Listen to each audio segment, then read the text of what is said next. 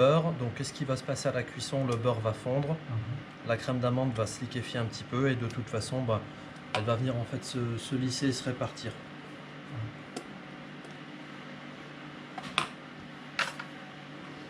Donc je vais juste répartir rapidement la crème dans le fond de tarte.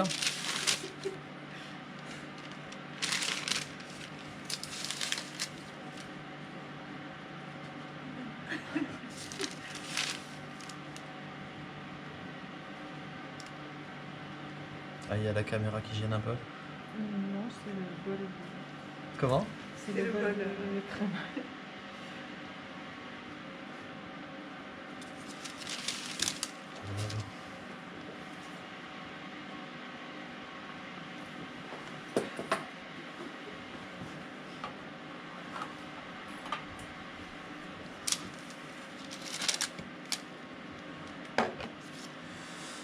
Et là, je vais venir découper donc mes poires. En gros, je vais faire des lamelles à peu près, alors pas plus de 5 mm, pas trop épaisses.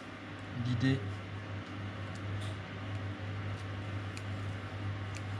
ça va être de déposer les poires et de voir la découpe.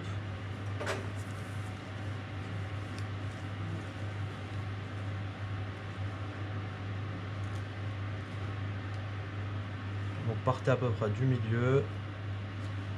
Une fois que la poire est posée, voilà, je viens tirer un petit peu dessus pour qu'on voit la découpe.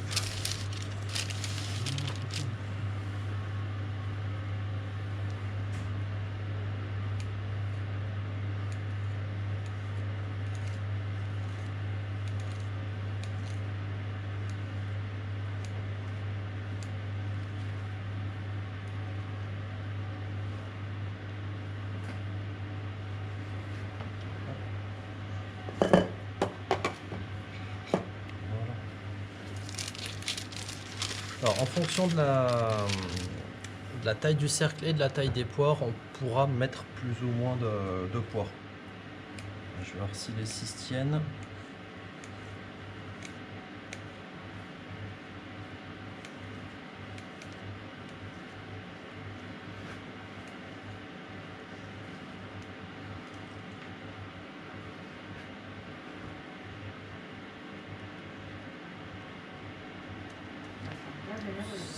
C'est un petit peu ambitieux, mais ouais, ça se tente. Elle va être bien généreuse.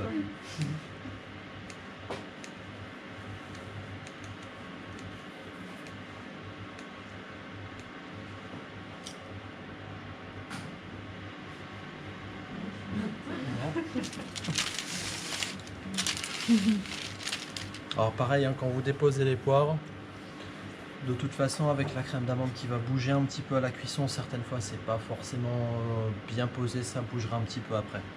On verra avec la tarte normande que ce sera un petit peu la même chose.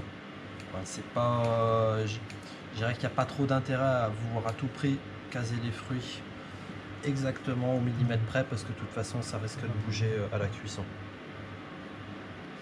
Et la recette initiale, elle prévoit 6 demi. En fait, la recette initiale, en fonction du cercle, elle dit, t'as juste, ouais. Là, on va dire que si 6 poires avec un gros calibre comme celui-ci, ça aurait été bien pour un cercle de 22 par exemple. Ouais. Pour le CAP, si admettons que tu tombes dessus, tu tombes sur la bande à l'eau, hein, Ouais. Allez, okay. elle va tenir. Voilà. Mais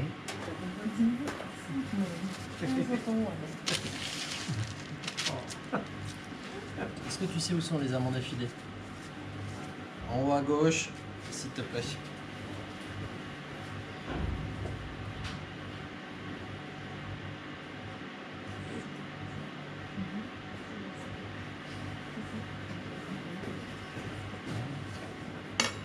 Super, merci.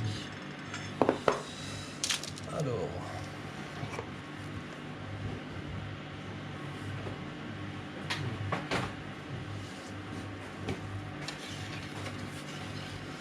Donc avant de vous servir, ce que vous ferez, vous remélanger un petit peu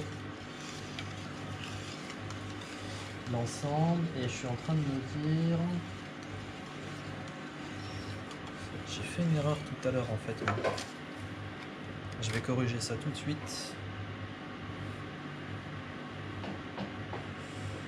Hop. J'arrive.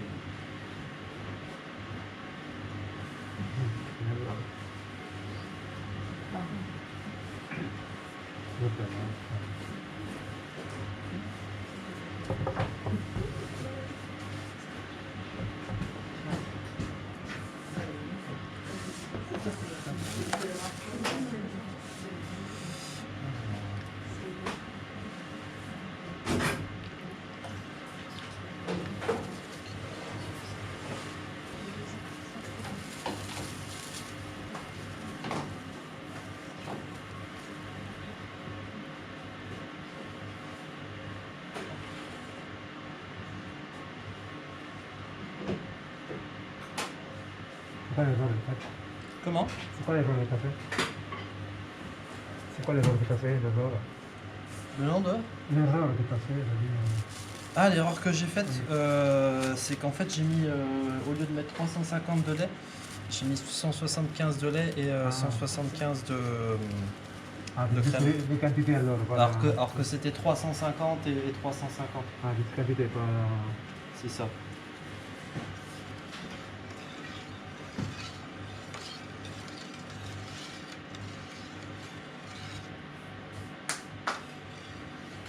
C'est pas grave, je vais remélanger un petit peu.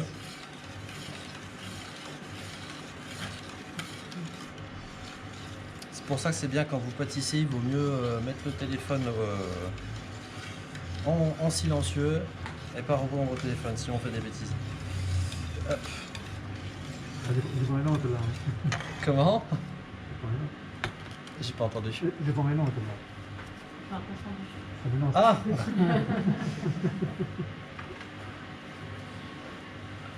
Voilà. Donc les pommes. Ce que je vais faire, c'est que je vais simplement déjà couper les extrémités de façon plate, de manière à ce que ce soit régulier.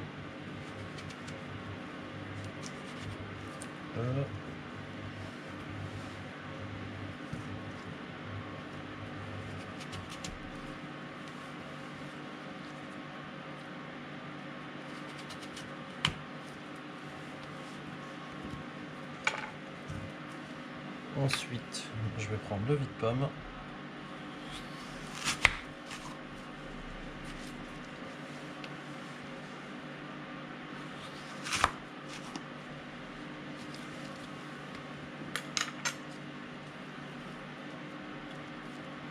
Et je vais venir découper en 4.